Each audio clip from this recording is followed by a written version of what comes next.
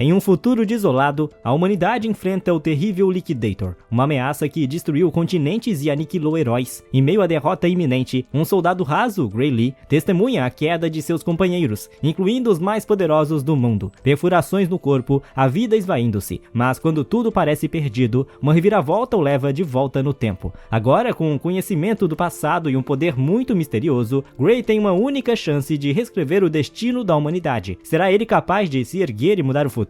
Ou estará condenado a reviver a mesma tragédia? Você está no canal do NCaps e essa é a história que veremos hoje. Inscrito de verdade, deixa o like logo no início do vídeo e hypa o vídeo o máximo que puder. E se você não está inscrito, você está perdendo muita coisa, então se inscreve aí logo para não perder mais nada. Dito isso, bora começar com essa história que está incrível. A história começa com um homem ofegante, enquanto seus companheiros caem um após o outro. Ele diz que finalmente chegaram lá. Ele avança lentamente, dizendo que essa é a única coisa que precisam superar. Todos continuam caindo. O homem é perfurado no peito por um raio, e ele olha para baixo enquanto um buraco em seu peito começa a jorrar sangue. Cai de joelhos, dizendo que entende, mas não há como lutar. Ele vê seu reflexo em uma espada danificada, dizendo que está morrendo sem ter conseguido fazer nada. Ele olha para o inimigo, dizendo que um dia uma ameaça desconhecida apareceu e de repente destruiu um continente inteiro. O arqui-inimigo da humanidade, o Liquidator. Foi criado um grupo para proteger toda a humanidade. Incluía um homem que sobreviveu a um gigantesco meteorito sem um único arranhão. O escudo protetor do mundo, Brain Miller. Um grande sábio dito possuir o poder de uma divisão inteira, Bella Albrecht. Uma arqueira que derrubou um dragão de alto nível com um único tiro, Jacob Bloomfield. A espadachim mais forte que já existiu, a Santa da Espada, Amy White. E então todos os soldados descartáveis, a unidade de apoio. Eles não passam de peões sacrificáveis, como aprendemos. O homem é um soldado raso chamado Gray Lee. Ele suspira, dizendo que os outros estão em um nível totalmente diferente. Ele sabia que os formados da Academia da União Mundial eram incríveis, mas não esperava que a diferença entre eles fosse tão grande, enquanto eles lançam ataques contra o Liquidator. Os ataques ricocheteiam no peito dele, sem sequer deixar um arranhão. Gray agarra um punhado de terra em sinal de arrependimento, perguntando se fez alguma diferença haver uma unidade de apoio ou não. Enquanto Amy começa a atacar o Liquidator, ele cerra os dentes enquanto chora, dizendo que eles também treinaram tanto, mas foi tudo inútil. Os ataques dela continuam, mas apenas um único arranhão atinge o Liquidator, que ri, divertido, dizendo que ela o feriu. Então ele começa a erguer as palmas das mãos, dizendo muito bem. Então, enquanto dois ataques começam a se formar nas palmas dele, eles são lançados em direção a Amy e ao resto. Gray observa enquanto os corpos deles são partidos ao meio, todos derrotados com um único ataque. Gray fica surpreso ao ver aquilo. O Liquidator diz que se cansou de brincar. Gray diz que é insano pensar nisso. Então começa a sucumbir aos ferimentos, dizendo que não há chance de vencer esse cara. Um tempo depois, ele abre os olhos, confuso, dizendo que seu coração foi perfurado, mas ele ainda está vivo por algum motivo. Enquanto olha para uma poça de sangue, uma voz diz que o encontraram. Ele começa a ver uma luz brilhante, enquanto a voz continua dizendo: venha, você que impunha um grande poder. Ele olha ao redor, vendo inúmeras estrelas e obeliscos, perguntando o que está acontecendo, dizendo que para um pós-vida, aquilo é um pouco vazio. Ele percebe estar sentado num trono, perguntando quem eles são. Eles dizem que ele ainda não pereceu, que seus ferimentos físicos já foram curados. Telas amarelas começam a se formar na frente dele. Uma delas chama sua atenção, enquanto vemos que o buraco em seu peito foi curado. Ele pergunta se aquela entidade o curou. Eles dizem que não, foi o próprio poder de Gray. Gray pergunta o que isso significa, mas eles dizem que não podem explicar, pois nem mesmo eles conseguem analisar o poder dele, mas podem garantir que o poder dele é mais forte do que o do Liquidator, desde que ele consiga controlá-lo adequadamente. Gray pergunta se isso significa que eles realmente podem vencer. A entidade diz que eles não teriam muitas esperanças, mas acreditam que o Liquidator precisa ser derrotado, por isso devem fazer isso. A entidade perfura o peito de Gray com a mão e retira, dizendo: agora ele pode ir. Uma luz azul brilhante surge de seu peito. Ele se transforma em um círculo mágico atrás dele. A entidade diz que irá emprestar seu poder a ele. A luz fica cada vez mais forte e de volta aos ermos. Eles estão lutando contra o Liquidator. Ele aperta a empunhadura de sua lâmina e a puxa, enquanto uma aura negro-avermelhada se forma na ponta. A entidade diz que este poder é dele, pois o poder dela não pode ser visto a olho nu. Gray diz que entendeu, começando a avançar. O Liquidator ouve isso e se vira. Gray desfere um golpe direto no peito dele. Gray olha para ele, enquanto o Liquidator diz que não imaginava que ainda restava alguém forte. Gray diz que parece ter causado algum dano, e isso lhe dá um pouco de esperança, enquanto avança dizendo que isso significa que agora seu poder está no mesmo nível do Liquidator. Mas o Liquidator diz para ele não subestimá-lo. Um ataque corta, separando também as pernas de Gray do tronco. Chocado, ele olha para baixo. O Liquidator diz que parabeniza por forçá-lo a usar todo o seu poder. Uma enorme aura negra começa a emanar de trás dele, seguida por uma intenção assassina. O Liquidator se vira após sentir isso. disso, Gray agora está envolto por uma aura sombria, criando uma enorme espada a partir dela, levantando-a acima da cabeça. O Liquidator pergunta que diabos ele é, enquanto ergue uma barreira mágica dizendo que isso não parece o poder de um ser humano. Gray baixa a espada, avançando com um golpe, colidindo com o escudo do Liquidator. Faíscas começam a voar, mas logo o Liquidator é sobrepujado quando o ataque passa direto por ele, partindo o chão atrás. Gray diz que a pergunta "você é realmente humano?" é uma que ele gostaria de fazer também. Gray abre sua postura, enquanto o Liquidator está apenas confuso sobre como ele ainda está vivo. Gray diz que ele é realmente forte, e pela primeira vez o Liquidator começa a ofegar. Gray fecha a distância dizendo que está prestes a pisotear ele por completo. Ele desfere um golpe descendente pelo peito dele. Começa a sair sangue dourado da ferida. O Liquidator o chama de monstro, depois junta as mãos antes de fazer crescer asas como um anjo, flutuando no ar. Então o Liquidator abre as mãos revelando os sinais angelicais. A lua começa a aparecer. O Liquidator diz que o tempo acabou. Gray se pergunta por que de repente ficou noite, mas dá uma risada dizendo que isso não deve mudar nada. Ele fecha a distância com um golpe em direção ao pescoço do Liquidator. É bloqueado por uma barreira. Gray fica surpreso. O Liquidator diz que nenhum ataque será suficiente, pois dentro deste plano de poeira verdadeira, nada pode feri-lo. Então Gray deveria parar com sua resistência inútil e olhar para as estrelas. Gray, como se estivesse hipnotizado, olha para elas, observando uma das estrelas se aproximar cada vez mais. O Liquidator diz que elas são tão bonitas. A estrela agora ilumina completamente o céu enquanto despenca diretamente em direção a Gray. A explosão envia ondas de choque por toda a terra desolada, e tudo o que resta diante do Liquidator é apenas uma cratera deixada pela estrela caída. Ele diz a Gray que não será capaz de reviver se for completamente pulverizado em pó. Uma onda de luz azul começa a girar a partir da cratera, enquanto um círculo mágico azul aparece na frente do Liquidator. A entidade de antes diz que esta é uma grande quantidade de poder que ele acumulou. Deveria ser mais do que suficiente para levá-lo de volta. O Liquidator reconhece a energia, dizendo que é Cronos. Diz a Gray que usará todo o seu poder para enviá-lo de volta ao passado. O Liquidator começa a gritar com Cronos, chamando-o de desgraçado. Cronos pede desculpas a Gray, dizendo que isso é tudo o que pode fazer, enquanto o tempo começa a retroceder cada vez mais. Cronos diz que confia o destino do mundo a ele. Gray abre os olhos, deitado no meio de um campo. O vento sopra, carregando folhas ao redor. Ele se senta, se perguntando onde está. Então ele vê algo pelo canto do olho, dizendo que é sua cidade natal, a Vila Venado, mas que ela não deveria estar ali, já que foi destruída há 15 anos. Relembrando as palavras de Cronos, ele diz que realmente conseguiu. Seu pulso então começa a doer. Ele diz que lembra de ter se machucado nessa época, quando era provocado por Belder e seus garotos, mas agora ele não precisa deixar isso acontecer. Eles costumavam ser tão fortes para ele no passado. Ele diz que acabou de lutar de igual para igual com o Liquidator, mas agora precisa descobrir como usar seu poder novamente, além de ser uma chance para treinar seu corpo direito, já que ainda é muito fraco. Algum tempo depois, na floresta, ele parece irritado, dizendo que acabou esbarrando com eles. Bell diz a Gray que estava procurando por ele, e que ele realmente o fez passar por muitos problemas. Gray parece um pouco hesitante, já que ainda está bem fraco. Bell joga uma espada no chão, dizendo para ele pegá-la. Gray olha para baixo, enquanto Bell continua dizendo que quer fazer uma luta simulada. Gray diz que ainda não está totalmente curado, então não vai participar até que esteja. Bell diz para ele não se preocupar, pois a lâmina é cega. Gray diz que, no fim das contas, ainda é um pedaço de ferro, então se acertá-lo no lugar errado, mas Bell começa a se irritar, dizendo para ele calar a boca. Bell diz que ele não tem o direito de dizer não, se não quiser usar uma espada, que lute sem arma mesmo. Ele avança e Gray fica surpreso, dizendo que era para ser uma luta simulada, se perguntando por que ele está avançando daquele jeito. Gray diz que o motivo de estar nervoso é porque no futuro ele soube que essa lesão no pulso piorou e acabou impedindo seu progresso na esgrima. Então é aqui que sua vida como peão de sacrifício realmente começou. Ele desvia para o lado do primeiro golpe, surpreendendo até a si mesmo. Belder tenta um golpe de acompanhamento enquanto Gray fica surpreso, se perguntando se os ataques dele sempre foram tão lentos assim. Belder tenta acertar suas pernas, mas é recuado. Em seguida vai direto para a cabeça, mas também é evitado. Bell, frustrado, pergunta por que não consegue acertá-lo, enquanto Gray se inclina em direção à lâmina, desviando com o mínimo de movimento. Ele diz que não é Bell quem está lento, é ele mesmo que ficou mais rápido enquanto em curta distância avançando para frente. Os garotos de Belder ficam confusos, se perguntando de onde veio isso. Gray diz que pode não ter seu corpo antigo, mas ainda tem as memórias das batalhas que lutou. Ele agarra a lâmina enquanto Belder desce com um golpe em sua cabeça. Gray rebate o ataque com seu próprio golpe. É o bastante para machucar o ombro de Belder, o que Gray percebe, perguntando se está tudo bem para ele lutar com um amador assim, mas lembra que ele não merece sua piedade. É por causa desse desgraçado que sua vida foi tão miserável. Dito isso, isso não vai acontecer dessa vez. Ele ataca ataca novamente, derrubando a espada de Belder de suas mãos. Bel parece em pânico, Gray ainda está em descrença. Ele é um amador tão grande. Gray diz que dá pra ver que ele nunca foi treinado pra aguentar golpes, mas que nisso ele tem muita experiência graças a esses idiotas. Ele aperta a empunhadura da espada, colocando-a em posição de golpe por cima. Ele diz que como a lâmina é cega, pode espancá-lo sem preocupações. Ele desfere um golpe no peito de Bel, mas na verdade acaba cortando o ombro dele, o que o surpreende. Enquanto o sangue dele voa, ele começa a gritar, e Gray diz que pensava que a lâmina era pra ser cega. Ele esfrega a lateral mostrando que é, dizendo que se fosse afiada, já teria matado ele. Ele encara de volta, acertando Belder bem no nariz desta vez, fazendo até os dentes dele voarem, dizendo que ser cega é bom.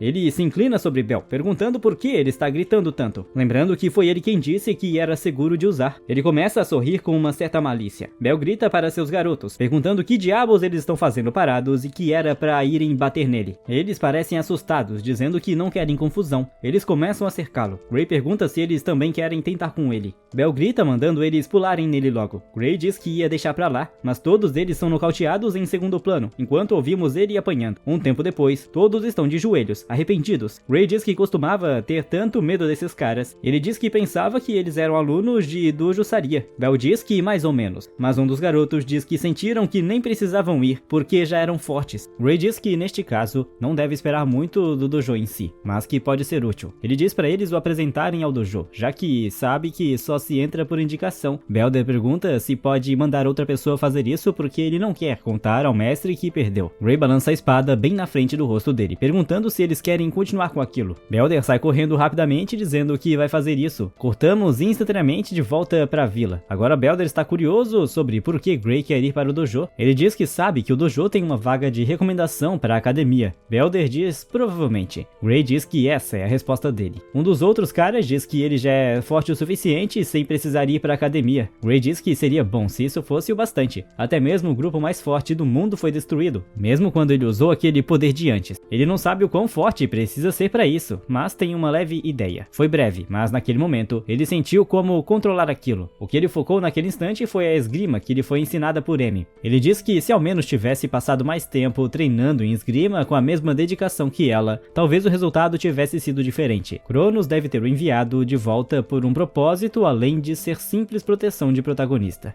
No dojo, uma mulher pergunta se eles realmente intimidaram um civil com o que aprenderam com ela e que acabaram levando uma surra. Em vez disso, ela estala a língua, olhando para baixo para eles. Somos apresentados a Saria. Belder diz que eles não estavam tentando intimidá-la. Era uma luta simulada. Saria acerta um golpe nele, jogando para trás. Os outros garotos parecem apavorados. Ela pergunta por que estão inventando desculpas, já que sabe que ele só queria intimidá-lo. Mas nesse caso, o golpe que ela acabou de dar nele também foi uma luta simulada. Ela aponta a lâmina pro olho dele, dizendo para ele ir embora e nunca mais voltar. E isso inclui todos eles. Nenhum deles deve se referir a si mesmo como membro deste dojo daqui em diante. Eles respondem sim senhora e deixam o dojo. Saria então se vira e se ajoelha, pedindo desculpas a Gray. Ela diz que seus ex-alunos lhe causaram muitos problemas. Gray diz que não há motivo para se preocupar. Ela agradece, mas então menciona que ouviu que ele quer dar uma recomendação para a academia. Ele diz que sim. Então ela pega uma espada de madeira, dizendo que, com um pedido de desculpas pelos problemas que causaram, ela adoraria escrever uma carta, mas primeiro precisa confirmar as habilidades dele. Ele diz que entende. Ela oferece o primeiro movimento a ele, dizendo que pode atacar quando quiser. Ele avança dizendo beleza, enquanto eles começam a correr e cruzar espadas. Saria fica desconfiada, dizendo que embora a esgrima dele seja prática, parece que ele já passou por inúmeras batalhas. Ele começa a fazer com que a espada dela raspe contra a dele. Ela entende por que Belder e os outros perderam. O estilo dele é muito autodidata, mas há traços de esgrima da academia ali. Ela se pergunta se alguém o ensinou, mas é algo bruto. Ele tem muito talento. Definitivamente é um diamante bruto. Ela diz que é triste ver isso terminar, mas está na hora de encerrar. Ela avança. Ele começa a girar o tronco. Ele balança a espada, defendendo o avanço dela, mas ela continua tentando atacar sem parar. Ela começa a achar estranho, se perguntando por que ele não está vacilando nem um pouco e como consegue acompanhá-la. Ela diz que só queria testar as habilidades dele um pouco, mas está tendo que dar tudo de si. Mas mais do que isso, ela sente medo deste garoto. Enquanto ele começa a preparar outro ataque, ela consegue sentir a intenção assassina. Ele desfere um golpe em sua direção e ela recua para evitar, se perguntando qual foi aquela sensação ruim que teve agora há pouco. Sua postura cai um pouco. Ela imediatamente salta dizendo que essa é a chance dela. Ela balança a espada dizendo que isso termina aqui, mas fica surpresa ao ver a sua lâmina que foi quebrada, caindo no chão atrás dela. Gray percebe que foi a mesma sensação de antes, o que significa que ele ainda tem aquele poder mesmo agora. Ele então sente uma dor aguda ajuda, começando a gritar e caindo no chão. Ela pergunta o que há de errado e se ele está bem. O corpo de Gray não consegue acompanhar o poder dele, e ele luta para se levantar. Ele diz que está bem, percebe agora que não deve usar este poder de forma imprudente e fica em dúvida se deve contar para ela sobre isso. Ela só fica se perguntando o que está acontecendo. Ele decide não contar, dizendo que ela não acreditaria nele, e mesmo que acreditasse, não é algo que ele possa controlar. Ele ri, dizendo que acabou se empolgando um pouco. Ela diz que, logicamente, não é possível cortar a espada dela com uma lâmina de madeira cega. Ela tem certeza de que ele também percebeu isso. Ele nota que ela está encarando ele, perguntando se há algo errado. Ela diz que ele não pretende falar sobre isso. Ela suspira, perguntando se ele quer uma recomendação para a academia. Ele diz que sim, pois ouviu que ela poderia fornecer uma. Ela diz que pode fazer isso, garantindo a ele acesso à Academia Real de Esgrima, mas que não pode recomendar que ele vá para lá, pois não é um lugar adequado para ele. Ele entende errado, dizendo que sabia que não era forte o suficiente, já que tudo o que conseguiu fazer foi revidar. Então ela diz que, na verdade, ele deveria ir para a Academia da União Mundial, em vez de se contentar apenas com a melhor do reino. Ele deveria se contentar apenas com a melhor do mundo. E isso o pega de surpresa, já que foi de lá que todos os heróis originais vieram. Ele pergunta se ele ao menos seria aceito lá. Ela diz que é impossível, do jeito que ele está agora. Seu corpo não está apto para ser um espadachim. Se fosse a Academia Real, ele poderia enganar com suas habilidades, mas isso não funcionaria na União Mundial. Perguntando como alguém poderia ter tais habilidades com um corpo tão fraco, ele diz que faz sentido. Todos naquela academia são verdadeiros monstros. Ele começa a parecer derrotado. Saria pergunta por que ele está desistindo, já que ainda faltam 9 meses para o exame de admissão. Ele diz que isso não é muito tempo. Ela concorda, dizendo que talvez não seja mesmo, mas que gostaria que ele confiasse nela pelos próximos 9 meses, perguntando se ele está pronto para sofrer. Ele diz que no fundo não quer, mas que definitivamente vai aceitar a oferta dela, pedindo que ela cuide dele pelos próximos 9 meses. Ela ri, dizendo que é uma ótima resposta, então começa a rir ainda mais, dizendo que neste caso é hora de ele experimentar o inferno. Temos uma pequena sequência de montagem dele treinando, comendo feito um porco, sendo envenenado, treinando sua esgrima com ela, e finalmente, depois de 8 meses inteiros, seu corpo foi refinado. Ela comenta como ele está mais musculoso e diz que não tem mais nada para ensinar a ele. Ele diz que ainda falta 1 mês pro exame. Ela diz que o melhor seria ele partir mais cedo, então ela entrega a ele uma bolsa de dinheiro, suficiente para 1 mês de estadia. Ele diz que está preocupado que seja cedo demais, dizendo que parece até que ela está tentando expulsá-lo da vila. Ela ri, dizendo que está pensando demais. Então ele comenta que um ninho de ogros foi encontrado nas proximidades. Ela parece surpresa. Ele diz que a vila deles também mal tinha guardas. Ela responde que de fato é o caso, mas que isso não tem nada a ver com eles, já que a ajuda virá da capital, então eles não têm nada a fazer e ele deveria apenas se preocupar com o exame. Ele percebe que ela está mentindo. Ninguém vai ajudar a vila antes que ela seja destruída. Ela acabará perdendo a vida ao ir sozinha matar o ogro e morrer. Ele diz a ela que entende, então agradece e diz que vai embora. Ela começa a parecer aliviada, dizendo que espera que ele passe no exame. Mais tarde naquela noite, na floresta, vemos esqueletos ensanguentados pendurados nas árvores enquanto ela entra sozinha. Ela diz que, de acordo com os relatórios dos batedores, o ninho dos ogros está bem perto dali. Então ela ouve Gray perguntando para onde ela está indo. Ao olhar para cima e vê-lo em uma árvore, ele sorri para ela, chamando-a de mestre. Ela pergunta por que ele está ali, dizendo que ele deveria estar a caminho da academia. Ele diz que quer saber o mesmo dela. Ela disse que a capital cuidaria do ogro. Ela conta que eles não podem vir por causa de uma emergência. Então ela decidiu fazer isso sozinha, e que ela sozinha é o bastante de qualquer forma, já que conhece a força deles pelo relatório. É um ogro de elite, e no ninho tem de 50 a 40 monstros no total. Os lacaios podem ser um pouco complicados, mas deve dar conta. Saria diz que o elite não é tão forte sozinho, mas que a verdadeira força do ogro está em sua inteligência e liderança. Considerando o risco de ser cercada, seria suicídio lutar sozinha, mas ele sabe com certeza que se ela for sozinha, ela vai morrer, o que levaria à destruição da vila, pois ele viu isso com os próprios olhos. Ele pergunta se ela o leva junto. Ela balança a cabeça dizendo que não, que ela sozinha é suficiente. Ele diz que não quer perder a chance de ter uma experiência real, ou se ela acha que ele vai atrapalhar. Ela diz que ele sabe que não atrapalharia, já que ela nem consegue mais vencer batalhas simuladas contra ele. Mas eles não sabem o que aconteceria em uma luta de verdade, especialmente em um ninho de monstros. Então o melhor é esperar até que ele tenha mais experiência em lutas reais. Ele diz que se ela insiste em ir sozinha, tem uma boa ideia. Ela pergunta o que é. Ele diz que vai lutar com ela, nocauteá-la, e então lidar com o ogro sozinho. Ele encara ela enquanto aponta a lâmina para a cabeça dela. Ela fica parada por um momento pensando, então sorri dizendo que desiste, mas quer que ele prometa que aconteça o que acontecer, volte vivo. Ele diz que é o que planeja fazer. Diz que ela também melhor faça o mesmo naquela noite. Bem na frente do ninho, eles veem que não há saída para os monstros, a não ser pela frente. Saria diz que isso provavelmente significa que eles também têm contramedidas de impedir as pessoas que fujam, já que tem inteligência. Ela diz que sabe que não vê o chefe em lugar nenhum, então provavelmente está em sua tenda, e que eles podem reduzir os números antes que ele apareça. Ela diz para ele eliminar qualquer inimigo que conseguir ver, um por um, pelo lado dele, enquanto ela atacará pelo outro lado e então eles podem cercá-los no meio. Ele concorda com o plano, então ela diz, vá. Quando ambos avançam, um dos monstros se vira apenas para vê-la bem na sua frente. Com um único golpe, ela faz seus pensamentos voarem pelo ar. Um dos monstros olha para baixo e vê a cabeça do amigo. Ele começa a gritar, alertando os outros, que percebem que estão sendo atacados. É a vez de Gray, que corre cortando-os. Saria também avança abrindo caminho enquanto ambos vão dizimando os números de seus lados até que tudo fique em silêncio. Eles começam a se reagrupar. Ela diz que foi bom e pergunta se é realmente a primeira vez dele. Ele diz para ela olhar direito, mas acha estranho, pois eles estão fracos demais. E se estão tão fracos assim, ela poderia ter lidado com eles sozinha. A menos que o chefe dentro da tenda seja muito mais forte do que o esperado. Enquanto os olhos dele começam a encará-lo, um calafrio percorre sua espinha. Ele diz a ela que eles precisam sair dali agora. Ela pergunta o que há de errado. Ele grita dizendo para ela começar a correr. Ela diz tudo bem,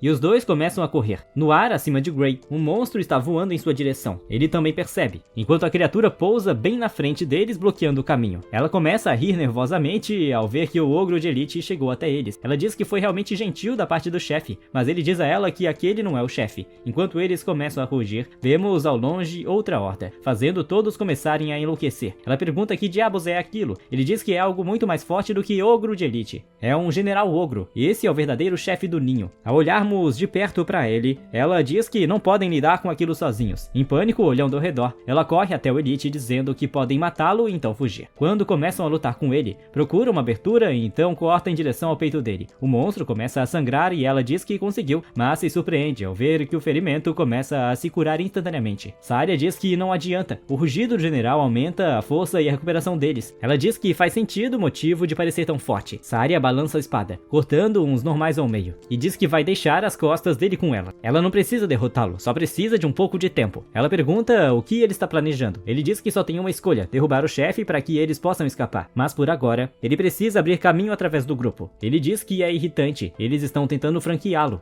enquanto ele começa a lutar contra um deles, que ruge se preparando para atacar. Ele diz que precisa se concentrar em eliminar os que estão na frente. Ele balança a espada, mas ela se parte. Surpreso que quebrou tão fácil, ele desvia do próximo golpe, sacando sua reserva. Ele diz que é só uma questão de tempo até que essa também quebre. Saria surge salvando, jogando a espada reserva dela para ele. Ele agradece dizendo que agora tem 2 espadas, mas que isso ainda não é suficiente para eliminar todos os inimigos. Mas se for só para o general e o que estiver no caminho, é o bastante. Enquanto avança em linha reta em direção a ele, desviando por pouco de um ataque que corta sua bochecha. Então ele é forçado a bloquear. Percebendo que está ficando encurralado, ele empurra de volta, ganhando espaço. Mais uma vez os olhos do general começam a brilhar. Enquanto ele começa a gritar, Gray fica surpreso ao ver os monstros todos sendo fortalecidos agora. Gray volta para a defensiva, dizendo que ele percebeu o plano. O general continua gritando, mantendo todos fortalecidos enquanto bloqueia um dos golpes. Ele perde um pouco do equilíbrio, mas aproveita a chance para se abaixar, correndo para frente. Ele começa a evitar a luta, mas no processo acaba sendo cortado pelos inimigos enquanto continua desviando dos ataques. Ele diz que não tem tempo para lidar com todos eles. É derrubado de lado e começam a segurá-lo, enquanto um deles ergue o machado bem alto no ar, desce com um golpe, mal cortando a cabeça de Gray, mas partindo o outro ogro ao meio. Ele diz que eles estão dispostos a se sacrificar para lidar com ele. Ele olha para cima enquanto uma sombra paira sobre um deles, recuando o punho, desferindo um golpe na frente. Ele ergue a espada, mas ela racha, lançando para trás enquanto ele começa a cuspir sangue. Agora seu corpo também está cedendo. Gray está em sua última lâmina. Ele diz que enfrentar o general e todos os monstros com apenas uma espada não vai acontecer. Por causa da sua experiência antes da regressão, ele entende o fato de que não pode vencer aqui. Ele aperta o cabo dizendo que, se for este o caso,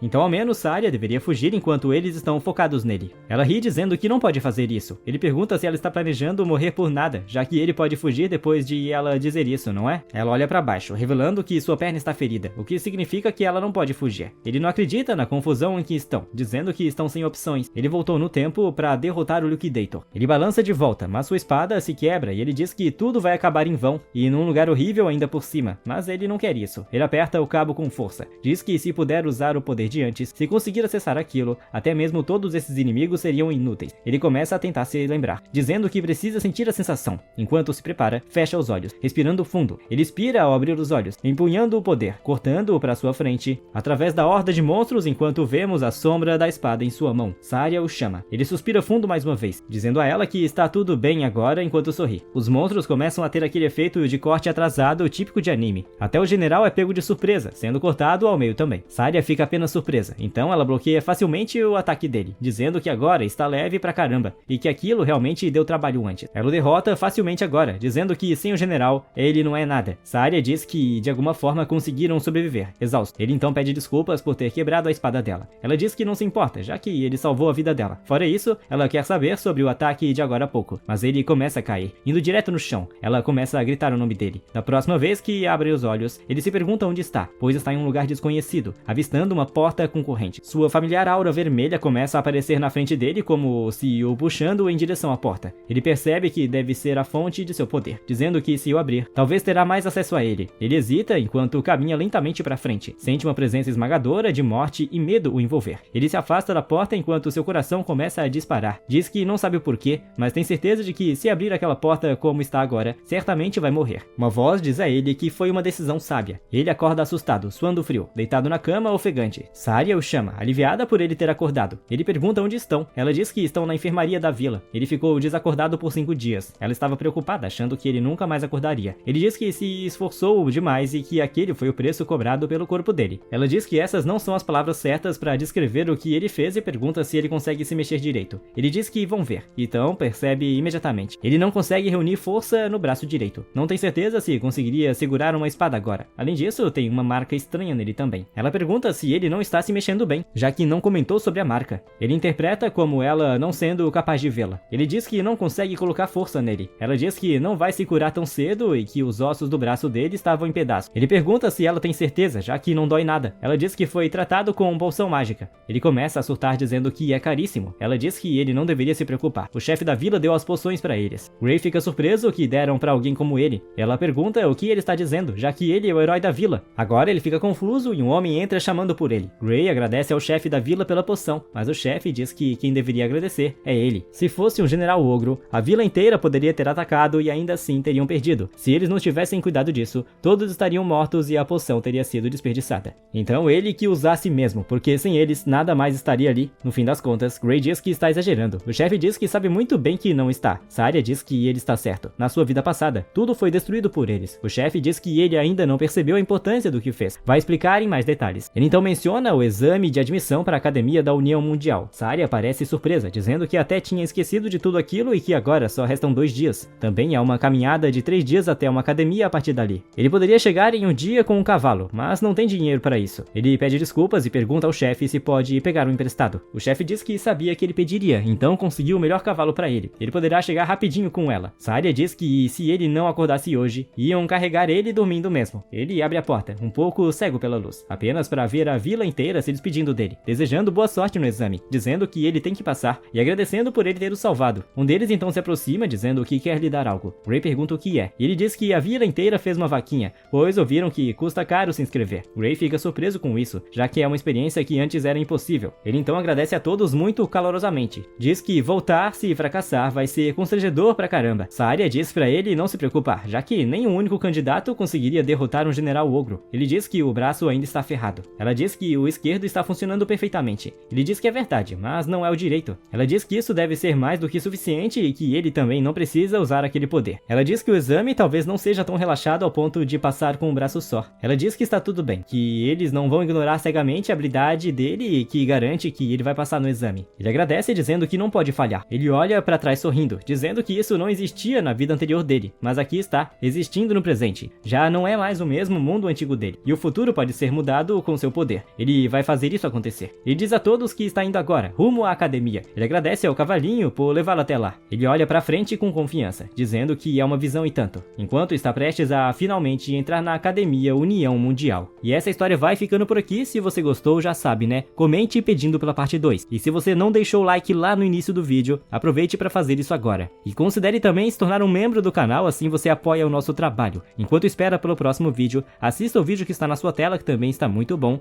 e entre em nosso servidor do Discord. É isso então, eu vou ficando por aqui e é claro que eu te vejo no próximo vídeo.